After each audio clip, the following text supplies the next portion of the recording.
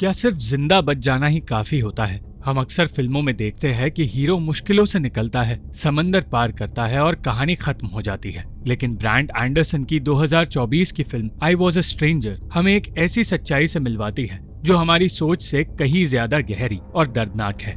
ये कहानी सिर्फ एक सफर की नहीं है, बल्कि उस आफ्टर लाइफ की है जो सर्वाइवल के बाद शुरू होती है। कहानी शुरू होती है 2023 के शिकागो में। हम एक डॉक्टर अमीरा से मिलते हैं जो एक हॉस्पिटल में बहुत ही शांत अंदाज में अपना काम कर रही है। उसे देखकर लगता है कि उसकी जिंदगी बिल्कुल नॉर्मल है। अमीरा एक शांत और फोकस्ड डॉक्टर है।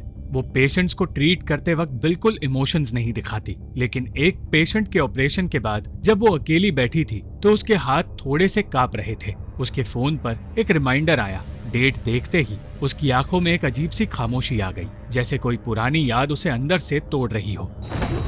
लेकिन फिर फिल्म हमें वायलेंटली 8 साल पीछे अलेप्पो, सीरिया ले जाती है। यहाँ डॉक्टर अमीरा एक हॉस्पिटल में काम कर रही है। हॉस्पिटल में इंजर्ड लोगों की लाइन लगी है। जंग का इफेक्ट हर जगह दिख रहा है। टूटी हुई इमारतें, डरे हुए चेहरे और लोग बस सरवाइव करने की कोशिश कर रहे हैं। अमीरा अपनी नर्स से पूछती है, आज कितने पेशेंट्स आए? नर्स ने कहा ऑफिशियली 40, लेकिन अनऑफिशियली शायद 80। ये हॉस्पिटल एक जंग का हॉस्पिटल है जहाँ रूल्स नहीं होते। वहाँ अमीरा कोई सेटल्ड डॉक्टर नहीं, बल्कि एक ऐसी खातून है जो मौत और तबाही के ढेर के बीच लोगों की जान बचा रही है। एक दिन सुकून का एक छोटा सा लम्हा नसीब हुआ जब अमीरा को एक फैमिली गैदरिंग में जाने का मौका मिला। उस रात अमीरा फाइनली अपने घर आई। घर में उसका परिवार साथ बैठकर खाना खा रहा था और इस वक्त हमें लगता है कि सब कुछ नॉर्मल है, लेकिन वो सुकून सिर्फ एक पल का मेहमान था। बाहर फाइटर जेट्स की आवाजें आ रही थी और फिर एक बहुत बड़ा धमाका हुआ। पूरा घर हिल गया, दीवारें गिर गई, हर जगह धुआं फैल गया और अमीरा की पूरी दुनिया मलबे में बदल गई। अमीरा जब होश में आई तो उसे पता चला कि पूरा घर बर्बाद हो चुका है और उसके परिवार के ज्यादातर लोग मर चुके हैं। इसी मोमेंट पर अमीरा ने फैसला कर लिया कि उन्हें सीरिया किसी भी हाल में छोड़ना पड़ेगा। वहाँ से शुरू होती है अमीरा और उसकी बेटी राशा की कहानी और उनका वो सफर जहाँ सेफ्टी कोई जगह नहीं बल्कि एक कभी न खत्म होने वाला रास्ता बन जाती है।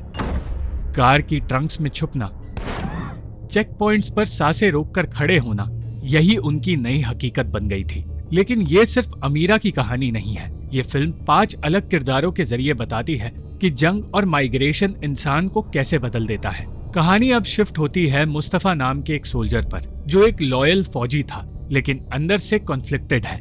वो सरकार के लिए काम करता है, लेकिन जंग के दौरान जब उसकी बंदूक का निशाना एक मासूम बच्ची बन जाती है तब उसका जमीर जाग उठता है।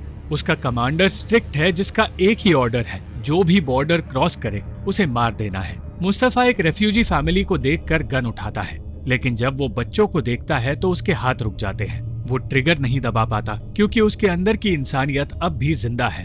अब तक उसका काम इमिग्रेंट्स को मारना था और इमिग्रेंट्स उसके लिए भगोड़े थे। वो बगावत करता है, मगर इस दुनिया में बगावत की कीमत मौत होती है। अब वो खुद भी एक भगोड़ा है, बिल्कुल उन्हीं की तरह जिन्हें वो कल तक मारा करता था और इसी वजह से उसकी जिंदगी भी अब खतरे में पड़ने वाली है। मुस्तफा के बाद हमारी मुलाकात होती है मारवान से, जिसे उमर साई ने बहुत ही उम्दा तरीके से निभाया है। मारवान एक स्मगलर है। वो तुर्की में बैठकर लोगों की मजबूरी का सौदा करता है। उसका एक ही उसूल है, लोग उस पार पहुँचे या ना पहुँचे, मुझे पैसा बराबर मिलता रहे। लोग उसे क्रिमिनल समझते हैं, लेकिन रेफ्यूजीज के लिए वो भगवान की तरह है। वो लोगों को इलीगल रूट से यूरोप भेजता है। एक रेफ्यूजी उससे पूछता है कि क्या उनकी बोट अब सेफ होगी, मगर जवाब में मारवान सिर्फ इतना कहता है, समुंदर में कुछ भी सेफ नहीं होता। फिर भी लोग उस पर भरोसा करते हैं क्योंकि उनके पास कोई और रास्ता भी नहीं। लेकिन मारवान कोई साधारण विलन नहीं है। वो खुद एक बाप है जिसका बेटा यूसुफ बहुत बीमार है। वो 2 जिंदगियां जी रहा है, एक तरफ एक पत्थर दिल बिजनेसमैन और दूसरी तरफ एक बेबस बाप। कहानी हमें रेफ्यूजी कैंप्स के उस दोजख या नर्क में ले जाती है जहां फाती जैसे लोग बरसों से इंतजार कर रहे हैं। जो एक डेस्परेट पिता है, उसकी पत्नी और छोटे बच्चे हैं। जंग ने उनकी पूरी जिंदगी बर्बाद कर रखी है। एक सीन में वो अपने बच्चों से कहता है कि हम एक नई जगह जाएंगे जहां बॉम्ब्स नहीं गिरते। बच्चे उसकी बात पर भरोसा कर लेते हैं, लेकिन फाती जानता है कि ये सफर बहुत खतरनाक होने वाला है। इंतजार जो इंसान को अंदर से खा जाता है। वह जिंदगी सिर्फ लाइंस में खड़े होने और छोटी छोटी बेइज्जतियां सहने का नाम है। और इन सब के बीच समंदर के उस पार खड़ा है स्टावरोस। अब ये कहानी ग्रीस के कोस्ट गार्ड कैप्टन स्टावरोस पर शिफ्ट हो जाती है। स्टावरोस हर हफ्ते रेफ्यूजी बोट्स देखता है। कुछ बोट्स किनारे पर सुरक्षित पहुंच जाती है, लेकिन कई बोट समंदर में डूब जाती है। उसके ऑफिसर्स जानते हैं कि वो हर किसी को बचा नहीं सकते, मगर स्टावरोस का सिर्फ एक ही मकसद है, जितनों को वो बचा सकते हैं उतनों को बचाना होगा। उसके लिए रेस्क्यू करना कोई हीरोइज्म नहीं है, बल्कि एक रोज का ट्रॉमा है। वो उन हजारों लोगों को याद नहीं रखता जिन्हें उसने बचाया, बल्कि उन चेहरों को याद रखता है जो उसके हाथों से फिसलकर गहरे पानी में डूब गए थे। इन सारे लोगों की किस्मत एक काली रात को एगियन सी के बीच टकराती है। आखिरकार रेफ्यूजीज एक बोट में चढ़ते हैं जो अपनी कैपेसिटी से कहीं ज्यादा भरी हुई है, और उस वक्त तूफान भी शुरू हो जाता है। एक प्लास्टिक की बोट तूफानी लहरों के बीच अपनी जान बचा रही है। वहाँ ना कोई स्टेटस काम आता है और ना ही कोई पैसा, वहाँ सिर्फ डर बचता है। समंदर की लहरें खतरनाक होती जा रही है, जिसकी वजह से लोग डरने लगे हैं। एक बच्चा पानी में गिर गया। इसके बाद अमीरा अपनी बेटी को कस के पकड़ लेती है। फाती भी अपने बच्चों को बचाने की पूरी कोशिश करता है, मगर बोट आधी समंदर में डूबने लगती है। फिल्म का क्लाइमैक्स इतना इंटेंस है कि आपको महसूस होता है कि मौत कितनी सिचुएशनल होती है। ये फिल्म का सबसे इंटेंस सीक्वेंस है। कैप्टन स्टावरोस की पेट्रोल बोट तूफान में एक सिग्नल डिटेक्ट करती है, और सिग्नल मिलते ही वो तुरंत उस डायरेक्शन में आगे जाता है। जब वो रेफ्यूजी बोट तक पहुंचता है तो उसके सामने जो कुछ चल रहा है वो उसके लिए बहुत खौफनाक होता है। लोग पानी में गिर चुके हैं। बोट मानो पूरी तरह डूबने ही वाली है। रेस्क्यू ऑपरेशन स्टार्ट होता है।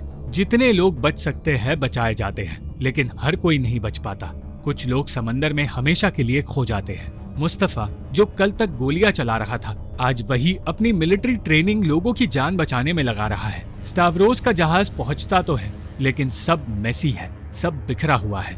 पानी में हर एक डिसीजन बहुत भारी पड़ता है। इसके बाद कहानी वापस शिकागो हॉस्पिटल में आती है। हमारे सवाल का जवाब मिल चुका है। अमीरा जिंदा है, लेकिन क्या वो वाकई बच गई है? फिल्म दिखाती है कि अमीरा हॉस्पिटल में सेफ तो है, मगर उसकी आंखों में आज भी वही समंदर का खौफ है, और उसके मन में सिर्फ एक ही बात है, हम तो बच गए, लेकिन बहुत लोग नहीं बच पाए। वो एक मेडिकल स्कैन देखती है और उसे उस स्कैन में वही टूटी हुई इमारतें और वही काली लहरें नजर आती है। उसके पास से एक अमेरिकन डॉक्टर गुजरता है, मगर वो उसके लिए हमेशा एक स्ट्रेंजर ही रहेगी। फिल्म की शुरुआत और आखिर में सर थॉमस मूर का एक पुराना कोट आता है, जो हमें मजबूर करता है सोचने पर। यह फिल्म हमें बताती है कि जिन लोगों को हम न्यूज में सिर्फ नंबर्स की तरह देखते हैं, उनकी हर एक सांस की कीमत क्या है।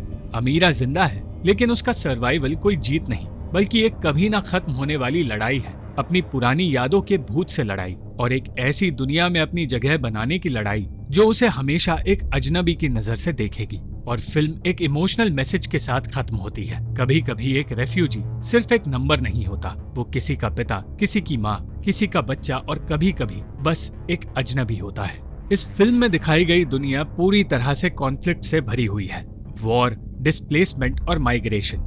लेकिन ये फिल्म किसी एक देश या एक जगह की कहानी नहीं है। ये उन सब लोगों की कहानी है जो मजबूरन अपना घर छोड़ देते हैं। फिल्म का स्ट्रक्चर थोड़ा अलग है। ये एक लीनियर कहानी नहीं है जहां बिगिनिंग, मिडिल और एंड क्लियरली डिफाइंड हो, बल्कि ये अलग अलग पर्सपेक्टिव्स को दिखाती है।